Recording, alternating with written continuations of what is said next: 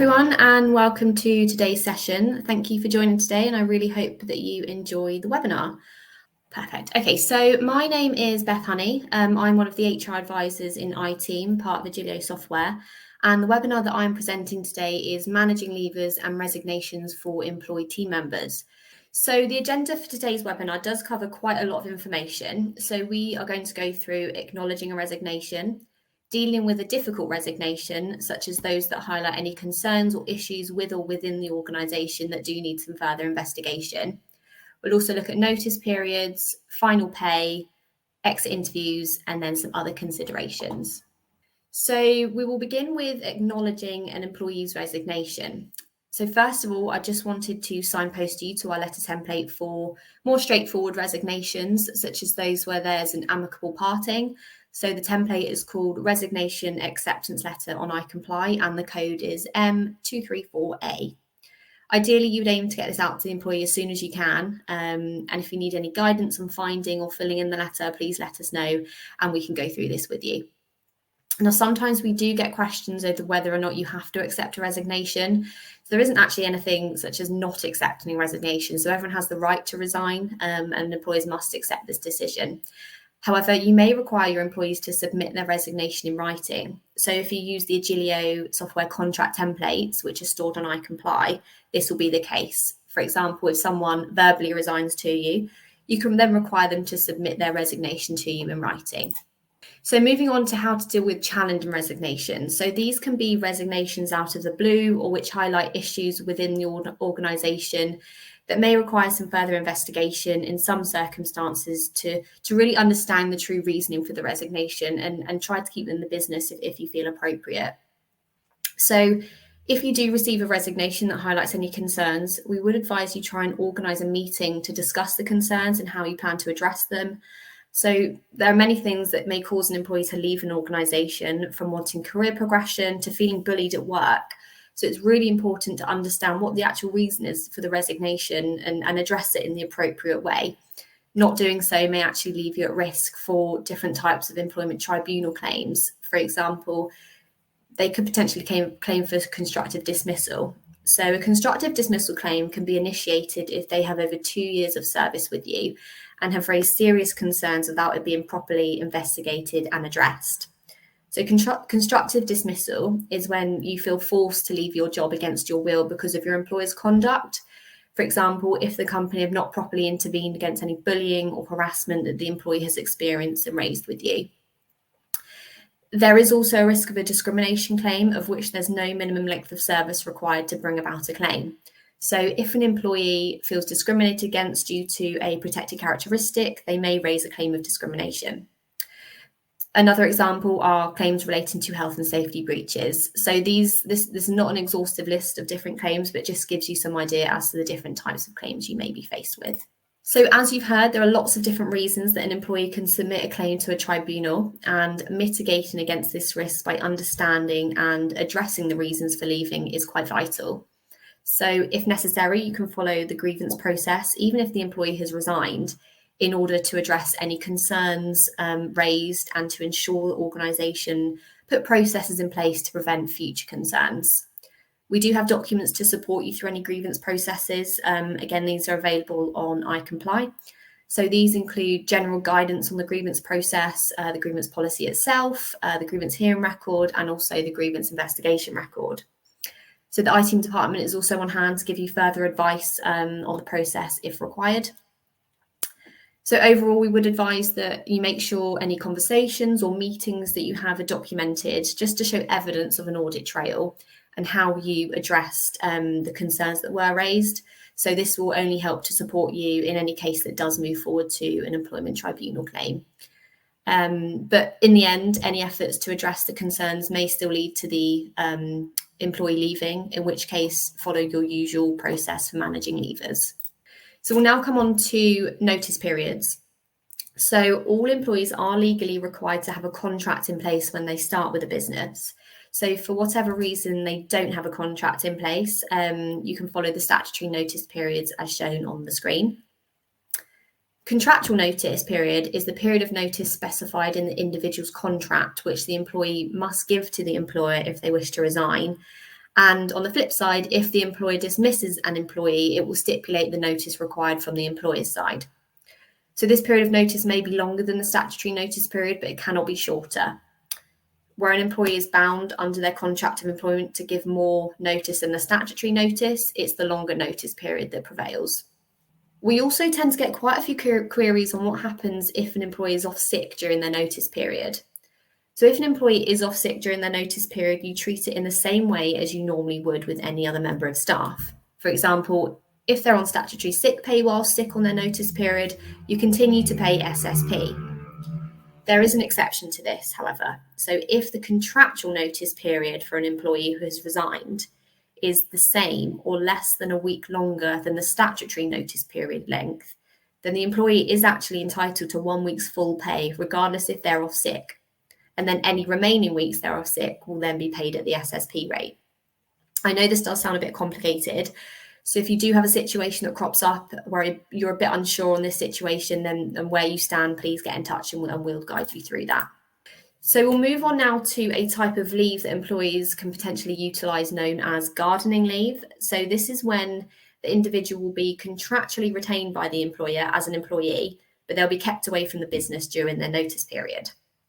So this means that the employer will not be required to complete any work, attend work, or to communicate with colleagues or clients during the notice period. However, as the contract of employment continues to exist during any period of gardening leave, then all statutory and contractual rights continue. So at any point during gardening leave, the employee is expected to be available for work. And this type of leave is usually used in situations where you have a team member who has access to confidential information or has secured a new role at a competitor, for example. Employees should, however, bear in mind there are some potential legal risks of using gardening leave in the absence of any contractual clause entitling them to do so.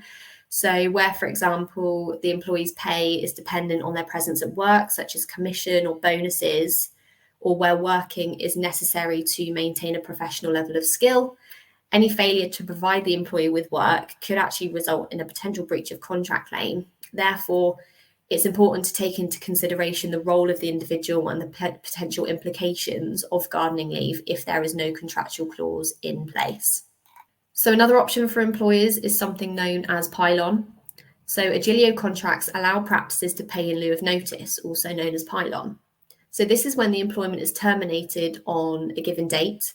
However, the employer pays the employee for their notice period. Annual leave and other benefits do not continue to accrue after the employment is terminated and pylon has been implemented. We do also get quite a few queries crop up about what happens when an employee does not actually give you their contractual notice. For example, this could be a shortened notice period than their contract says, or they could actually leave with immediate effect. So usually employees will want a shorter notice period if they're unhappy in their current role or workplace, or for example, have found another job that wants them to start sooner than their current notice period allows. We get a lot of queries about what employees can do in this situation. So whilst it would technically be a breach of contract from the employee, there isn't actually much an employer can do apart from suing them to recover damages from the breach of contract. So in practice, this does actually rarely occur, as it's often difficult to establish that the breach of contract has caused the employer any financial loss, and the time and money spent on this would far outweigh the ease of accepting the shortened notice period. And it would only act as a deterrent to enforce the notice period, and engagement levels and morale are likely to drop significantly if the employers essentially felt forced to work their full notice period. So if you do have an employee who does not give their contractual notice, you can always remind them of their contractual obligations, and hopefully this would encourage them to stay on if particularly needed. However, if they refuse to work their contractual notice, you'd only have to pay them until the last day that they actually work for you. So moving on to the final pay element of a leaver. So during the notice period, leavers are entitled to all statutory benefits, such as annual leave and sick pay. They would also be entitled to contractual benefits unless a clause within the contract states that the benefit is not applicable within a notice period. And alongside that, if pylon is implemented, benefits will cease on the termination date. So one of the most common questions we get is about calculating the accrued but untaken annual leave, or in some cases, annual leave that has been taken but not actually accrued up until the leave date of the employee.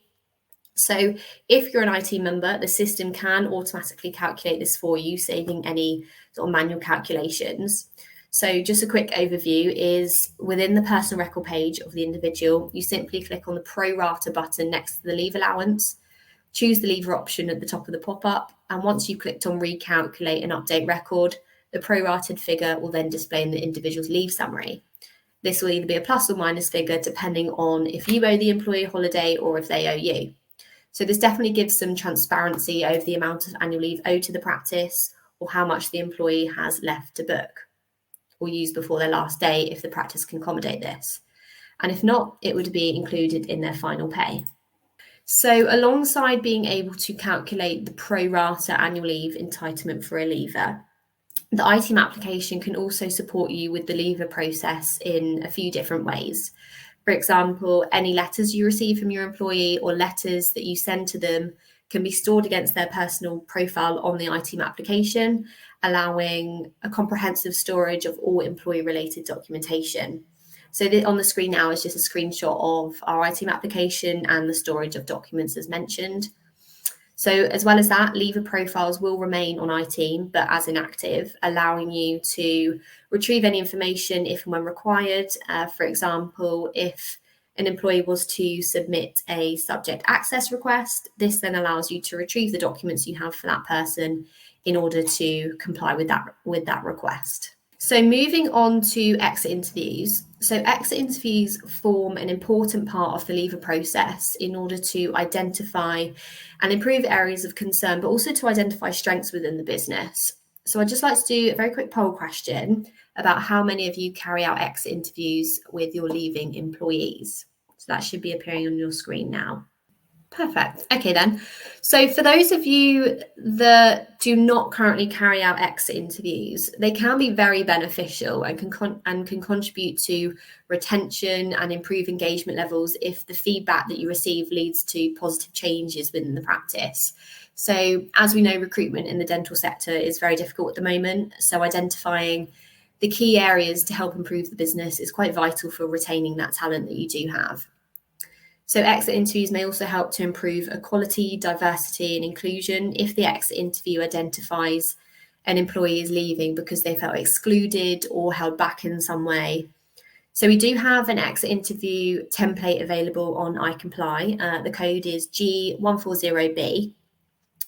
And during the exit interview, it's very important to encourage team members to be as open and honest as they can, even if that feedback is quite negative, as it will help to improve the business in the long term. So whilst it's a document that they can fill out on their own time, organising a meeting to go through the form with them may encourage a more open conversation where you can ask further questions, gain more valuable information. But sometimes employees may not want to carry out an exit interview, which can obviously be very disappointing. However, there isn't actually an obligation from the leaving employee to engage with this. Therefore, overall, we would just encourage you to implement exit interviews as part of your practice's leaver process if you do not do so already. So moving on to some other considerations. So firstly, what happens when an employee gives you extended notice? For example, their contractual notice period is 1 month, but they've actually given you 3 months notice. There's nothing stopping the employee from doing this, and it can actually be really beneficial for the practice as it allows you to plan for their replacement, allows more time for a comprehensive handover. And if the practice shorten the notice period against the wishes of the employee, this would actually be classed as a dismissal and therefore potentially opens you up to claims of unfair dismissal if they have over 2 years of service. If both parties agree that a shorter notice period would be more appropriate, this is of course fine. However, we would advise to document any discussions and decisions in writing just to ensure transparency between both parties. So another consideration in the leaver process is relating to any security risks for those within their notice period or with any upcoming leavers. So whether or not they are working their notice period, you need to ensure that there are no risks with access to information and systems. So for whatever reason you don't want them accessing ITEAM, for example, they may be a manager and have access to lots of different information. You can actually prevent access to the system by clicking on our lockout feature on the permissions option. So this means their profile will remain active on iTeam until their leave date has passed. However, they won't be able to access the information if you don't want them to. So as well as this, when an employee resigns, you'll need to consider the handover process, and depending on the role, this can require some extensive thought and time. Some handovers will be quicker and smoother than others. You'll need to ensure that you identify and manage the workload that will be left behind, or how the new member of staff is going to be trained. So our staff competence record on iComply, which is document M225C, can help you manage this transfer of information. There is also a point to raise about the engagement levels during notice periods. So you need to consider that someone working the notice period may not be as engaged as you'd hope, which is very normal. And if you do notice a drop in engagement that's affecting the practice and other members of staff, it may be worth considering gardening leave, pile-on, or coming to an agreement of shortening the notice period, or just mention it to them in an informal way. However, as mentioned, if the employee wants to continue working their full notice period and you try to enforce a shortening of that, then it would be considered a dismissal. If it's a long notice period, such as 3 months, and they are having some performance concerns that is affecting other team members in the practice, you may want to sort of intervene and pick this up with them in an informal review meeting about their performance, as they'll be with you for quite a while. So that does actually bring us to the end of the webinar. I hope you all found it quite useful and able to join us in the future for upcoming webinars. So as mentioned at the beginning, a recorded version of the webinar will be emailed out to all of you that have registered today. And if you have any ideas for future webinars or particular topics that you'd like us to cover, please do let us know. Likewise, if you have any follow-up questions you'd like some advice on, please reach out and we will get back to you. So I'm just going to check if there's any outstanding questions. Can't see that there are any outstanding questions. So yeah, there's no questions left from what I can see. So again, like I said, please feel free to email us with any queries you have and we will get back to you. So once again, I'd just like to thank you for your time, and this now concludes our session.